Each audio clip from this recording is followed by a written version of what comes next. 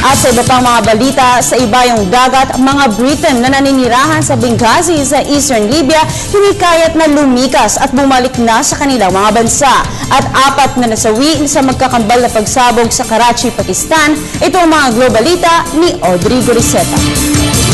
Hinihimok ng European countries ang kanilang mga mamamayan na lisanin ng syudad ng Benghazi sa Eastern Libya.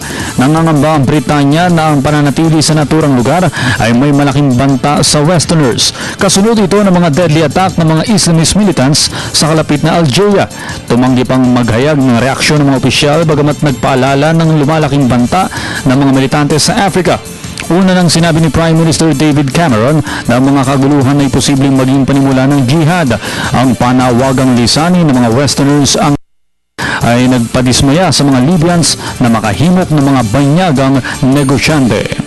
4 na katao ang napatay sa magkakambal na pagsabog sa Karachi, Pakistan.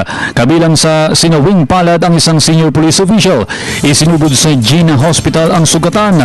Una nang napaulat na 3 pulis ang nasawi at ilan pa ang mga nasugatan sa pagsabog. Kasunod ito ng unang pagsabog sa tambakan ng basura sa Karachi. Napinsala sa pagsabog ang 3 mga ambulansya at isang police van. Naganap ito araw ng paggunita sa karawan ni Prophet Muhammad na ipinagdidiwang ng mga kongregasyon at mga prosesyon sa buong Pakistan. Isinisisi ang mga pagsabog sa Taliban na nakabase sa Pakistan at malapit sa Al-Qaeda terrorist group. Para sa Telebisyon ng Bayan, Audrey Goriseta.